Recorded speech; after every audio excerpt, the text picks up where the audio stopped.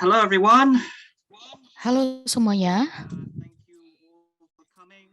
terima kasih banyak karena sudah datang Today.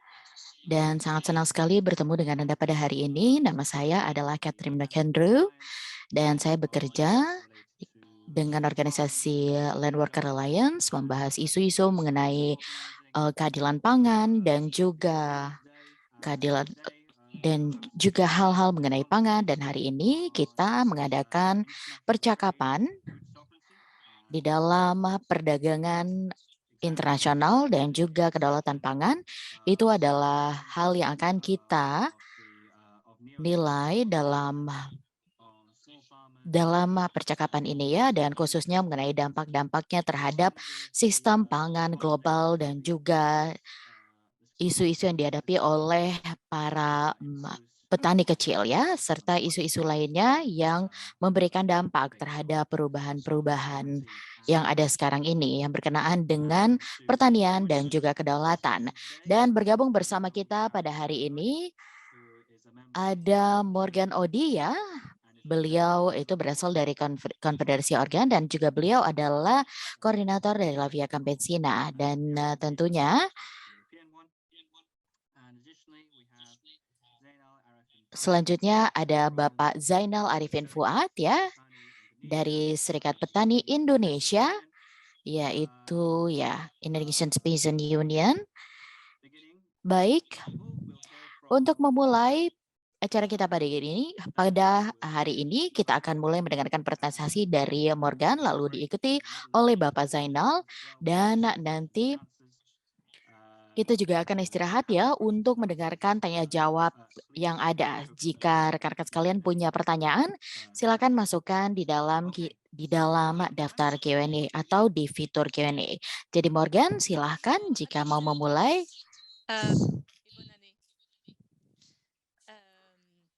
Halo. Jadi saya harap semuanya sehat ya, dan saya akan berbicara dalam bahasa Perancis. Thank you. Sorry. Ya, saya minta maaf ya. Saya juga ingin memberitahukan bahwa kalau seandainya rekan-rekan sekalian membutuhkan penerjemahan ya, dan juga ada penerjemahan dari bahasa Perancis ke bahasa Indonesia, silakan pilih bahasanya ya. Yaitu kita memiliki 3 bahasa sekarang ini, ada bahasa Inggris, bahasa Indonesia, dan bahasa Perancis ya. Dan silahkan klik fitur interpretasinya. Terima kasih banyak Morgan karena sudah mengingatkan. Terima kasih banyak Catherine. Jadi selamat pagi semuanya ya, dan selamat tahun baru. Nama saya Morgan Odi dan saya adalah seorang petani juga ya, dan juga seorang aktivis. Dan saya adalah General Coordinator untuk La Via Campesina, dan sangat sedikit sekali waktu ya setelah kita mengimplementasikan hal ini, dan tentu saja ini adalah tantangan yang besar bagi kita tentunya. Dan saya akan berikan presentasi ya selama beberapa menit, dan saya akan memberikan jeda nantinya supaya rekan-rekan sekalian bisa memberikan pertanyaan atau menyampaikan komentar. Bagian pertama itu mengenai sejarah Mercosur Agreement dan juga sejarah WTO dan bagaimana dogma tersebut diciptakan. Dan bagian kedua saya akan berbicara mengenai reaksi dari gerakan petani ya, dan juga gerakan kedaulatan dan juga kedaulatan pangan. Saya akan mulai dulu dari bagian pertama ya. Ini merupakan hal yang penting untuk memahami FTA dan juga perdagangan bebas, di mana ini adalah pusat dari penciptaan La Via Campesina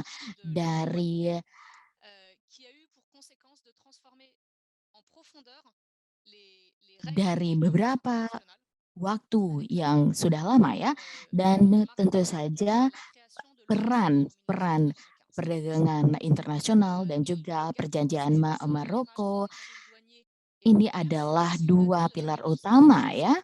Dan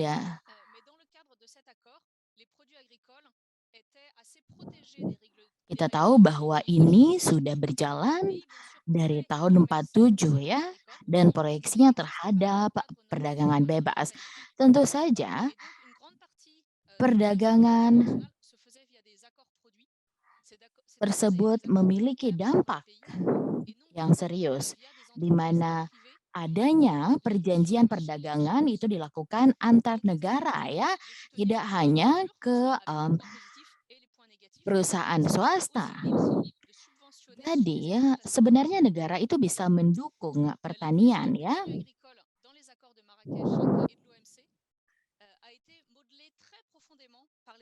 Termasuk ke dalam produksi pertanian. Dan kita tahu bahwa ini terjadi dikarenakan perusahaan-perusahaan besar di Eropa dan juga di Amerika memainkan power besar mereka dalam hal ini karena mereka memiliki kepentingan sendiri. Jadi sebelum organisasi kita dibentuk, kita melihat bahwa adanya peraturan yang ketat yang untuk menjamin kestabilan harga. Counterpartnya ketika itu adalah hibah untuk ekspor ya. Dan bagaimana caranya ada harga yang kompetitif. Dan kita tahu bahwa sekarang ini untuk pengaturan harga itu sangatlah kompetitif. Jadi, Uni Eropa dan Amerika ingin mendominasi ya pasar. Dan kita tahu bahwa ini memberikan dampak juga ke negara besar lainnya seperti Brazil. Hal lainnya yang ingin saya bahas itu adalah grant atau hibah untuk eksportasi. Baik dari Uni Eropa dan juga Amerika ya, di mana mereka itu membatasi kegiatan ekspor bersama dengan counterpart dan juga untuk membuat dan untuk meningkatkan bea cukai untuk barang-barang tersebut. Sepertinya ini adalah hal yang sangat baik ya, tapi kalau seandainya kita melihat lagi bahwa mereka tidak berhenti untuk mendanai eksportasi, mereka mengubah cara-caranya, mereka mulai membayar kepada petani secara langsung. Jadi, ini berkaitan dengan hal-hal yang memberikan dampak kepada petani di Eropa. Dan ini adalah bagaimana produk-produk di Eropa itu tetap memiliki kompetisi yang baik ya, dan sekarang ini kita tahu bahwa ada reformasi WTO, maka harga-harga lokal itu menurun ya. Harus diturunkan supaya mempertahankan kompetisi yang ada di pasar global sekarang ini. Dengan perjanjian GATS di tahun 47, bea cukai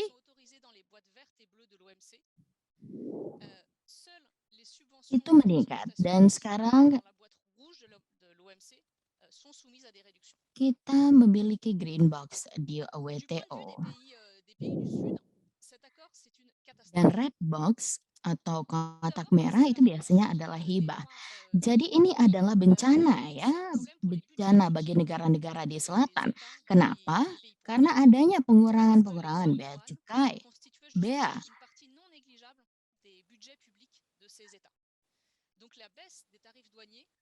Dan ini bukanlah hal yang bisa dipisahkan karena termasuk ke dalam budget. Katakanlah budget untuk sekolah atau rumah sakit ya. Nah, sebaliknya apa yang terjadi di Amerika dan Eropa, negara-negara miskin ini tidak memiliki cukup alat untuk mendukung pertaniannya.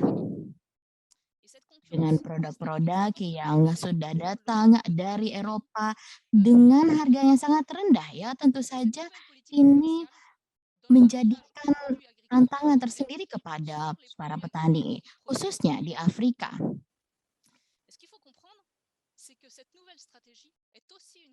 Jadi apa yang harus kita mengerti bahwa strategi ini sangatlah buruk,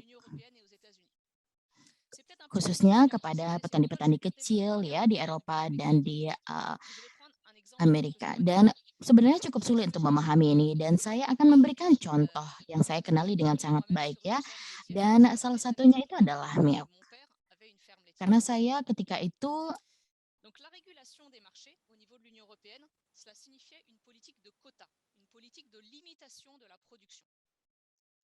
kita dapat melihat bahwa ada banyak isu, tapi terkadang mereka juga membatasi produksi susu ya, atau mereka memproduksi kuantitas tertentu. Kadang-kadang mereka memproduksi terlalu banyak. Sebenarnya ini juga tidak baik ya. Kadang-kadang kalau seandainya kita melakukan kesalahan, maka kita akan kehilangan hak kita. Maka dari itu ini adalah hal yang sulit. Jadi, produksi yang berlebihan itu mengarah kepada penurunan pendapatan dan juga penurunan pendapatan produksi dan penurunan pendapatan bagi petani ya. Maka dari itu Uni Eropa memberikan hibah uang ya untuk mengurangi harga susu ya supaya bisa menyeimbangkan kompetisi harga di pasar. Dan mereka mengatakan bahwa adanya peraturan baru dari WTO dan demand-nya atau kebutuhannya itu meningkat. Tentu saja harga susu juga semakin meningkat. Jadi para produsen susu itu mengalami gangguan ya.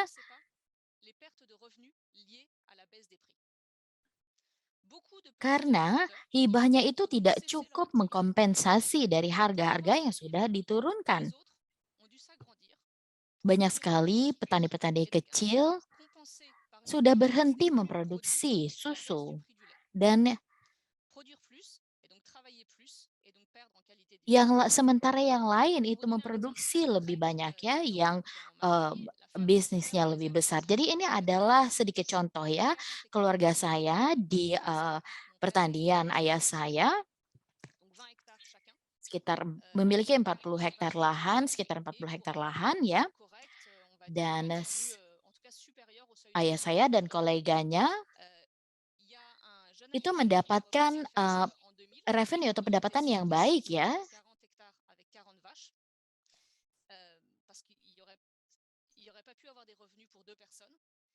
Dan beliau bekerja sendiri setelah itu dikarenakan itu adalah hal yang sangat mustahil ya untuk menghidupi dua orang. Dan di tahun 2017,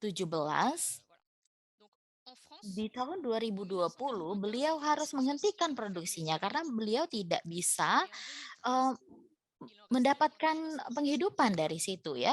Dan di tahun 2013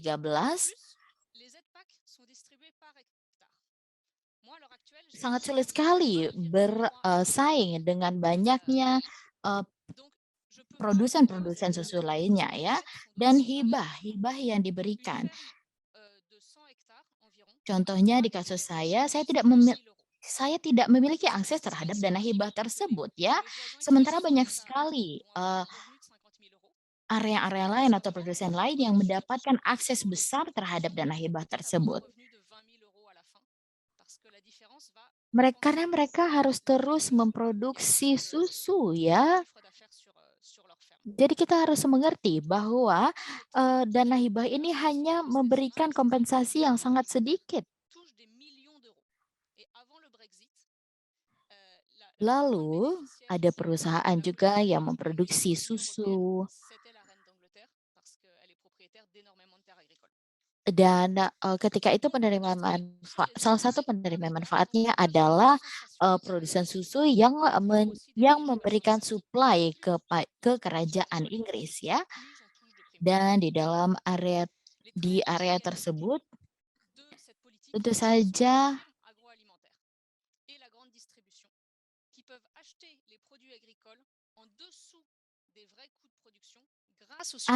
tentu saja ada kesenjangan yang terjadi dikarenakan harga yang rendah ya.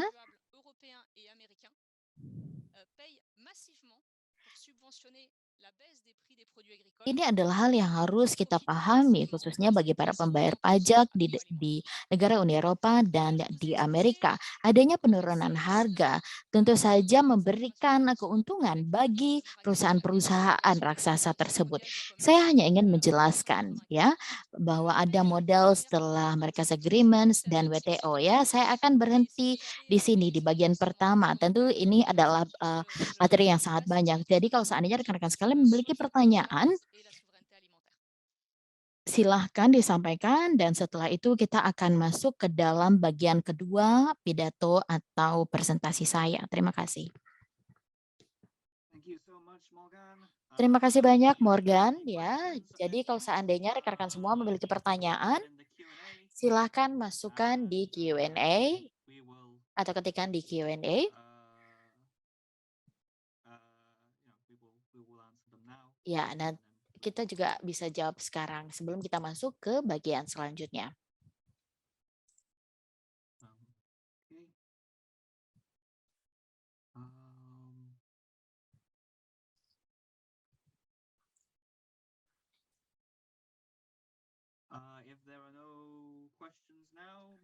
Kalau seandainya belum ada pertanyaan, Morgan, silahkan lanjut.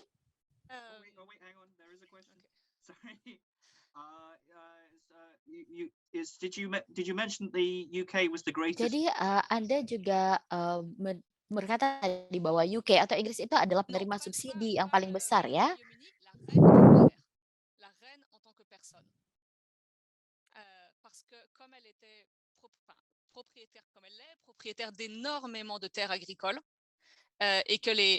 Ya, si Ratu Inggris ya, karena beliau itu memiliki banyak sekali lahan pertanian dan juga adanya dukungan yang didapatkan dan dari catatan-catatan penerima manfaat ya. Jadi mereka itu mendapatkan jutaan ya dana dari dana hibah tersebut. Jadi dikarenakan mereka memiliki banyak sekali uang ya. Dan ada juga pertanyaan mengenai sistem Kanada. Saya tidak terlalu mengetahui hal tersebut, tapi nanti kita bisa mendiskusikannya ya. Tapi saya tahu adanya regulasi di dalam produksi. Dan sebenarnya regulasinya cukup berbeda dengan Uni Eropa ya, di mana regulasi atau peraturan ini akan memberikan tanda.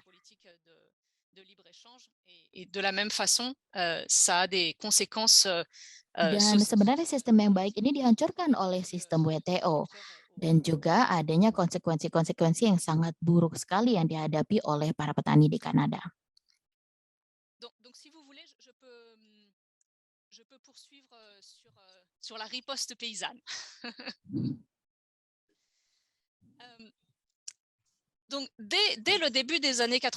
Baik, saya akan masuk ya ke bahasan saya yang selanjutnya. Pada awal 1970 adanya organisasi-organisasi petani di mana adanya negosiasi yang terjadi dengan masuknya produk-produk susu ya. Dan tentu saja adanya konsekuensi terburuk yang dihadapi oleh para petani di seluruh dunia. Maka dari itu di tahun 1920 organisasi petani berkumpul bersama ya di Nicaragua untuk berbagi concern mereka dan juga menganalisis situasi dan mulai merespon ke dalam situasinya ya. Dan setelah itu di tahun 93 ya adanya pertemuan yang diadakan di Mons, Belgia, dan lahirlah Via Campesina.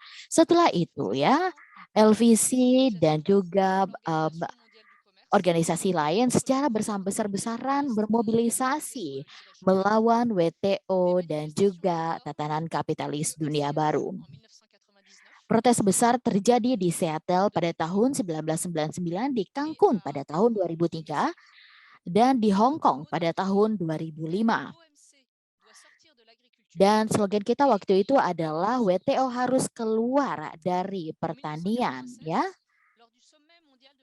Dan di tahun 96 ada KTT Pangan Dunia di Roma di markas FAO, dan Via Campesina sekali lagi menentang wacana negara-negara yang bermaksud untuk mempromosikan perdagangan bebas atas nama ketahanan pangan. Dan pada titik inilah setelah proses-proses pemikiran dari tahun 1990, La Via Campesina mulai mempertahankan kedaulatan pangan. Jadi apa artinya itu sekarang? Pada tahun 1990-an, organisasi petani mendefinisikan kedaulatan pangan sebagai hak masyarakat dan juga negara untuk secara bebas memutuskan kebijakan pertanian dan pangan mereka tanpa membuangnya ke negara lain, ya. Dan kedaulatan pangan pada awalnya itu bertentangan dengan aturan WTO. Karena ini terutama mengenai bagaimana caranya untuk menegaskan perlindungan pertanian lokal harus menang atas perdagangan bebas. Dan ini merupakan hal yang penting bahwa produk perdagangan internasional dan pertanian itu tidak pernah mewakili bagian yang signifikan dari produksi pertanian. Dan sekarang ini kurang dari 15% produksi pertanian dijual secara internasional. 85% makanan yang dikonsumsi masyarakat itu berasal dari negaranya. Dan nilai-nilai ini tentu saja menurun karena penerapan perdagangan bebas. Tapi yang paling penting diingat bahwa sebagian besar pangan yang diproduksi dan dikonsumsi secara lokal tidak boleh dijual ke secara internasional sebenarnya. Nah, setelah itu kita juga harus mengingat bahwa aturan perdagangan bebas sangatlah mengubah keseimbangan dari antara petani perempuan dan juga nelayan kecil dan juga masyarakat adat. Dan di sisi yang lain ada juga hal lainnya yang memberikan dampak besar. Kita tahu bahwa adanya regulasi-regulasi yang ketat mengenai tarif, di mana petani kecil itu tidak terlindungi dari korporasi besar, ya, termasuk kepada harga-harga, bahkan untuk produk-produk pertanian yang tidak dijual di pasar internasional. Saya akan memberikan contoh di dalam produk susu lagi, ya. Nah, jatuhnya harga susu di Uni Eropa itu mempengaruhi seluruh susu, bahkan yang termasuk yang diproduksi dan dikonsumsi di Eropa. Jadi perjanjian WTO itu adalah alat bagi agribisnis, industri agribisnis untuk memaksakan kondisi mereka pada petani, ya. Dan ini bukanlah konflik antar negara sebagaimana sering ditunjukkan oleh dunia internasional, ya. Itu bukanlah hal yang ditunjukkan di dalam media. Kita sering sekali mempertanyakan bahwa adanya statement-statement yang berbeda. Ini adalah konflik antara perusahaan multinasional yang sangat besar dan juga kepada produsen kecil. Nah, yang selanjutnya pada tahun 2007, Via Campesina bersama dengan organisasi lainnya mengadakan forum dunia untuk kedaulatan pangan, yaitu Nyeleni di Mali, ya. Dan ini adalah momen yang penting karena sampai saat itu kedaulatan pangan itu adalah konsep hakiki yang diemban oleh organisasi petani. Dan setelah itu ini menjadi pergerakan yang sangat besar sekali, khususnya bagi para konsumen juga. Sekarang saya akan membacakan definisi yang diberikan di dalam deklarasi Nyeleni, ya. Kedaulatan pangan adalah hak masyarakat atas pangan yang sehat dan juga bersama dengan harmoni untuk menghormati budaya serta untuk menggunakan metode yang berkelanjutan dan ramah lingkungan, serta menentukan hak sistem pangan mereka, serta pertanian mereka sendiri.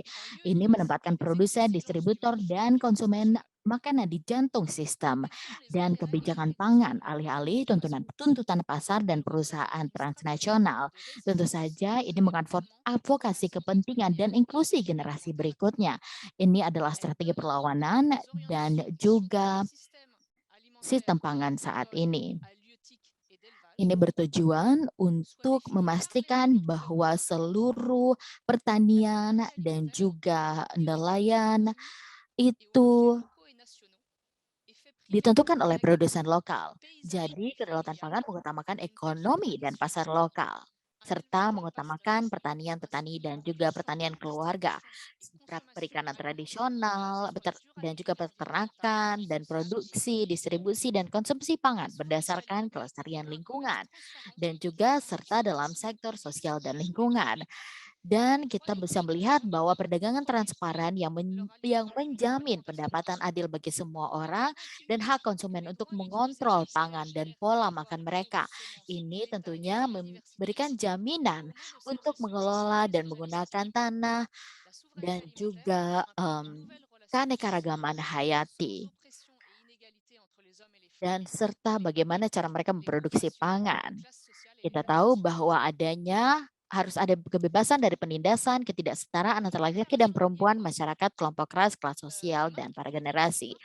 Dan deklarasi Nyeleni menandai langkah yang penting dalam definisi kedaulatan pangan. Sebelumnya, masalah kedaulatan pangan itu adalah mengenai mempertahankan kondisi hidup produsen kecil. Dan setelah itu, deklarasi Nyeleni mendeklarasikan bahwa ini adalah isu untuk seluruh orang, di mana semua orang memiliki hak untuk mengakses pangan. Sebelumnya, apa yang peran dari kedaulatan pangan di dalam perdagangan? Tapi kita lihat bahwa adanya sistem neoliberal memiliki konsekuensi negatif yang mengerikan juga dalam hal akses ya, dan untuk menggunakan sumber daya hayati. Banyak sekali perusahaan multinasional yang membentuk aturan perdagangan sehingga mereka dapat memprivatisasi lahan dan sumber daya. Jadi, aturan perdagangan bebas itu juga menjadi senjata untuk merebut sumber daya yang dibutuhkan oleh nelayan kecil untuk bertahan hidup dan berproduksi. Dan juga gerakan sosial berkomitmen melalui kedaulatan pangan dalam melawan perampasan ini. Dan di dalam deklarasi tersebut kita juga melihat bahwa adanya pertimbangan krisis lingkungan dan ini adalah perspektif yang dieksplorasi pada Nyeleni kedua di tahun 2015 ya yang dikhususkan untuk agroekologi ya. Kita berbicara mengenai respon kita ya dan kalau seandainya ada pertanyaan silahkan ya dan saya akan jawab nanti. Terima kasih banyak Morgan ya. Dan apakah ada pertanyaan sejauh ini? Jadi disilahkan ya untuk mengetikkan di Q&A.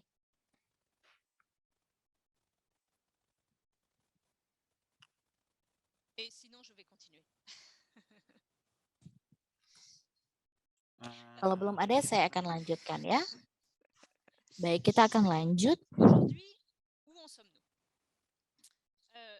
Baik, jadi di mana kita sekarang posisinya? Dari tahun 2001,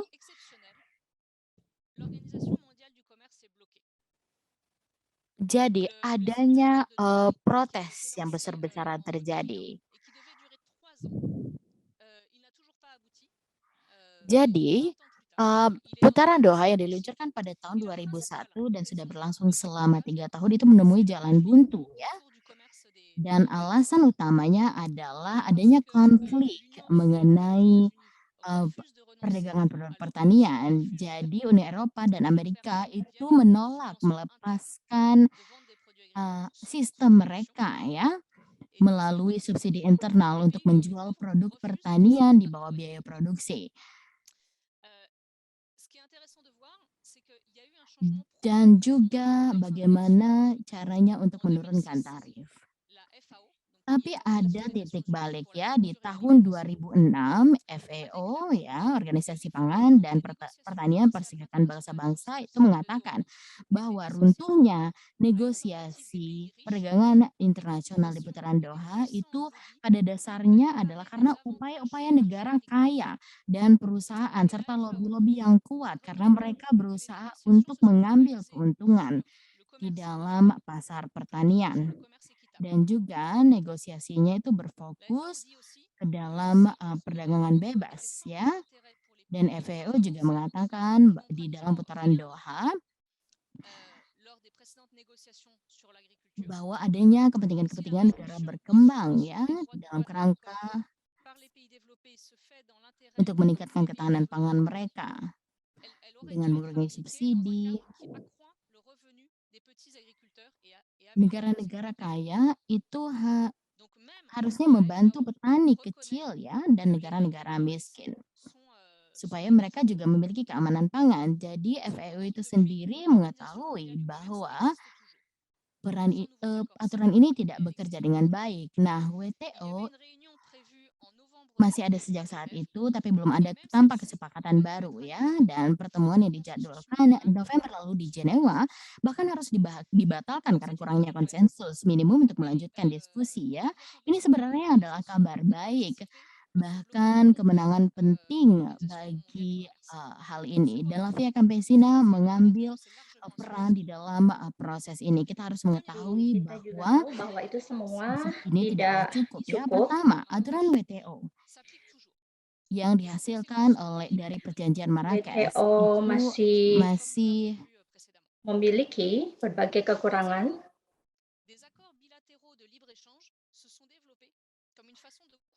Nah, kita lihat dengan adanya bahwa pertama aturan WTO yang dihasilkan dari FTO perjanjian ini, Marrakesh itu berlaku dan konsekuensinya itu mengerikan bagi kami produsen berusaha kecil ya. Dan melakukan kedua, perjanjian perdagangan bebas itu telah negosiasi. dikembangkan Dan sebagai sekali cara lagi, Uni Eropa dan Amerika Serikat merupakan bagian dari ini semua karena mereka berusaha untuk membuka pasar dan juga membangun perkembangan yang ada. Misalnya Uni Eropa sedang melakukan negosiasi dengan Kanada, tidak dengan Afrika, Indonesia, South Korea, Korea Selatan dan juga negara lain. 30% dari perdagangan mancanegara dengan mereka melakukan perdagangan dan juga melakukan persetujuan pasar bebas. Sulit sekali untuk kita bisa berjuang melawan itu, perdagangan bebas, dan kami tidak memiliki akses untuk dokumen negosiasi tersebut.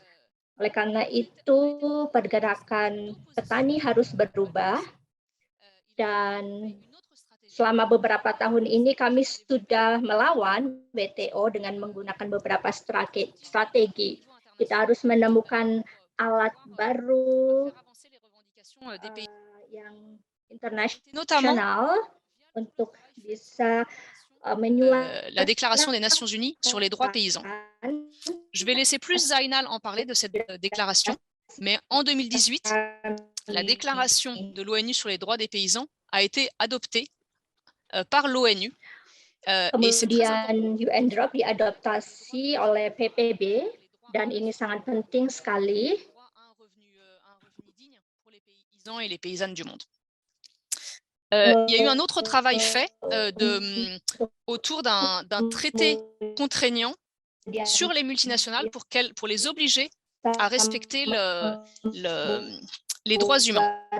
Cependant, sur ces négociations sur le traité, qui ont commencé en 2014, elles sont très difficiles parce que les grandes entreprises multinationales ont énormément de pouvoir et lors du dernier cycle de négociations qui a eu lieu l'automne dernier, elles ont réussi à faire en sorte d'affaiblir très fortement les règles qui étaient posées au début dans ce traité contraignant pour faire en sorte que ce soit juste finalement des règles volontaires et aussi pour faire en sorte que ce ne soit pas seulement les très grandes entreprises qui soient visées, mais finalement n'importe qui.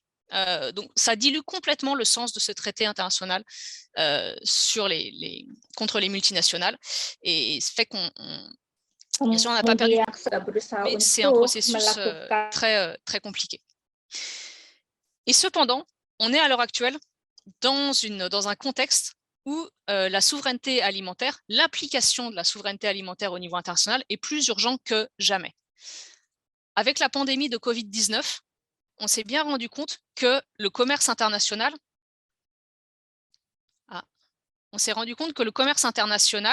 n'est pas du tout l'approvisionnement alimentaire de la plupart des pays et que ce sont les paysannes et les paysans qui produisent de l'alimentation localement qui permettent d'assurer que les personnes puissent avoir à manger. Et cela est encore plus vrai dans le contexte de crise kedaulatan pangan. Dan juga nantinya akan ada pangan yang lebih banyak lagi dan juga bisa mengurangi climate crisis.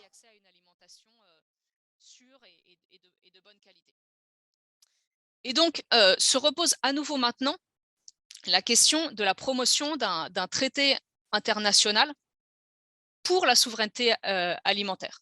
C'est-à-dire que la position des organisations paysannes, c'est que nous ne sommes pas opposés au commerce international de produits agricoles, parce qu'on ne peut pas tout produire partout, mais la priorité doit être donnée toujours à la production locale et à la défense des petits untuk melakukan produksi lokal dan juga untuk berjuang membantu petani skala kecil dimanapun.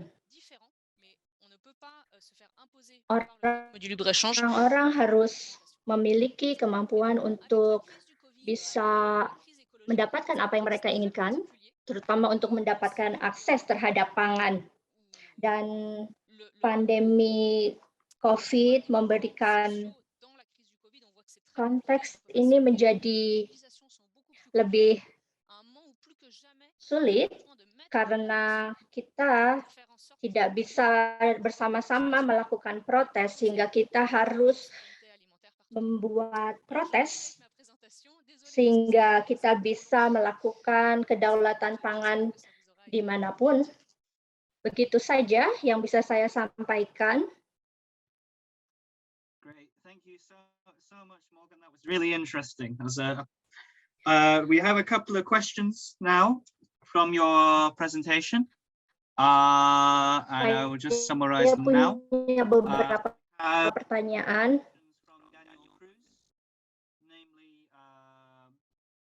Ada beberapa pertanyaan dari Daniel Cruz. Pertanyaannya adalah kapan masyarakat adat mengikuti pergerakan tersebut dan bagaimana Alvisi dapat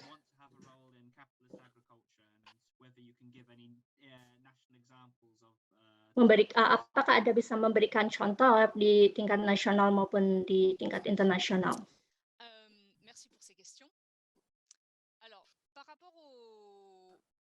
Terima kasih atas pertanyaannya tentang konflik antara organisasi yang mewakili masyarakat adat. Saya tidak begitu tahu konflik apa yang terjadi ketika berbicara tentang isu tersebut.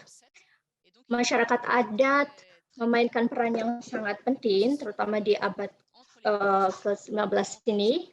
Ada beberapa perubahan yang dilakukan oleh petani, pergerakan petani dan juga masyarakat adat. Dan ini dilakukan dan ada beberapa konflik yang terjadi, terutama konflik teritorial antara organisasi petani dan juga masyarakat adat. Misalnya di Meksiko, ada beberapa konflik yang terjadi karena hal tersebut. Yang kedua, tentang organisasi petani agricole qui s'appelait la FIPA il y a quelque temps et qui a changé de nom et qui maintenant s'appelle sangat-sangat melawan organisasi yang kemudian sekarang des grands disebut agriculteurs dengan PIPA. et des Organisasi ini et donc avec menyuarakan suara para petani skala besar yang melakukan ekspor. Campesina et Loma, qui est l'opposition entre les petits Jadi kami melawan organisasi tersebut. productions locales et des prix agricoles qui couvrent les coûts de production. Ça, c'est la Via Campesina. Karena ada konflik antara petani skala kecil dan juga besar, dan di sisi lain organisasi petani internasional yang berdiri membantu atau mendukung petani skala besar dan perusahaan. Kemudian juga plus proche de la Via Campesina et ada parfois pemegang kekuasaan di tingkat internasional que le Forum Rural Mondial, on va dire, ils sont plutôt sur des positions de défense des petits producteurs, mais dan mereka terkadang membantu organisasi tersebut. mes réponses ont été claires. Mereka tidak melawan kapitalisme. Semoga saya bisa menjawab pertanyaan Anda. Mungkin kita bisa Informed that some people needed istirahat terlebih dahulu selama 5 menit, dan nanti kemudian setelah 5 menit kita akan lanjut ke Zainal, dan semoga setelah itu kemudian kita untuk melakukan tanya jawab. Oke, 5 menit kita akan istirahat terlebih dahulu.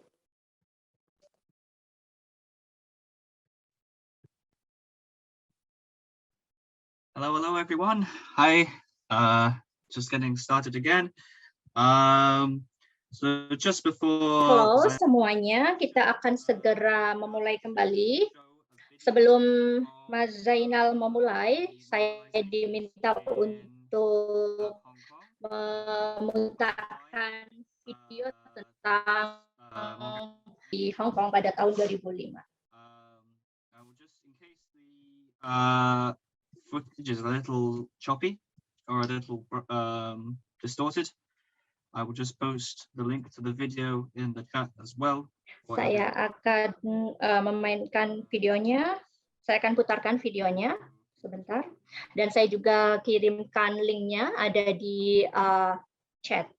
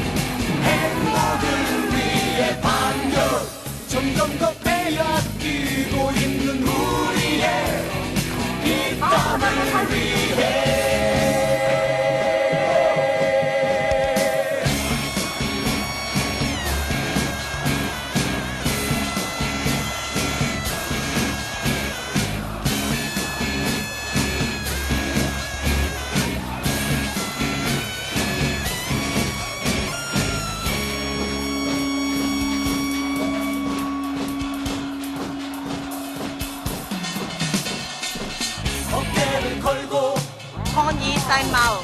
Down, 가슴을 펴라. 이제 다시는 거짓 약속에 속지를 마라. 주먹을 쥐고 honey sign mouth. 함성을 외쳐라. 진정한 자유는 우리의 움켜쥔 두 손에 있다. 자유주의의 폭풍 앞에 내몰리는 선을 보아. 언제쯤이 되어야 저들은 만족하는가. 한결 점점 더 멀어지고 있는 우리의 행복을 위해. 한결 점점 더 빼앗기고 있는 우리의 권리를 위해. 한결 점점 더 멀어지고 있는 우리의 행복을 위해. 한결 점점 더 빼앗기고 있는 우리의 인감을 위해. 한결 어깨를 걸고 한결 가슴을 펴라. 한결 주먹을 쥐고 한결 함성을 외쳐. 한결 어깨를 걸고 한결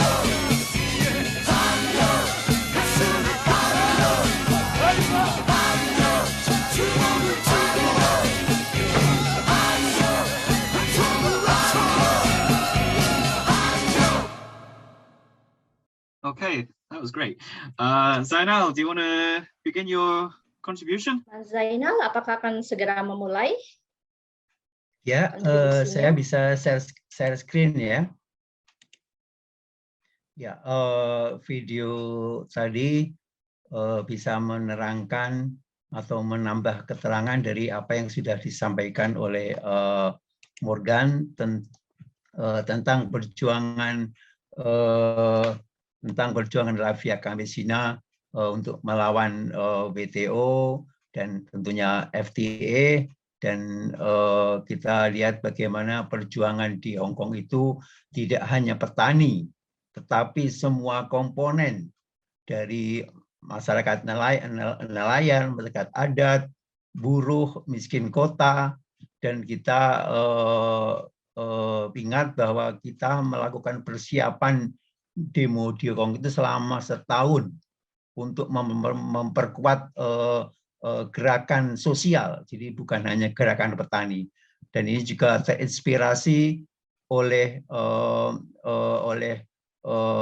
petani Korea, Miss Lee, yang mengorbankan diri ketika kita Lavia Campesina demo di Cancun. Dan ini saya tampilkan urutan dari sidang WTO mulai dari tahun 94 sampai 2021 yang akhirnya diundur. Dan Campesina selalu hadir untuk melawan sidang-sidang WTO. Dan terakhir 29 November kemarin kita melakukan aksi virtual untuk melawan WTO. Nah, kita lihat bahwa tantangan semakin besar, terlebih ada pandemi sejak tahun 2020, dan itu juga menambah tantangan petani untuk kedaulatan pangan. Dan kita melihat bahwa musuh besar kita adalah kapitalisme, neoliberalisme, dan patriarki. Dan pada 16 Oktober kemarin, Lavia Campesina merayakan 25 tahun kedaulatan pangan yang kita declare, yang kita mulai perjuangkan di FAO tahun 96. Dan 16 Oktober kemarin kita mendeklarasikan bahwa tugas histori kita adalah meyakinkan bahwa tidak ada manusia yang kelaparan. Ini tantangan besar untuk Campesina dan untuk semua kita untuk bergerak bersama.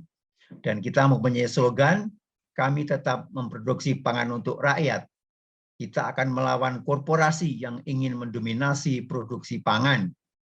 Tadi Morgan sudah menerangkan tentang apa namanya tekad kita untuk memproduksi pangan melalui agroekologi.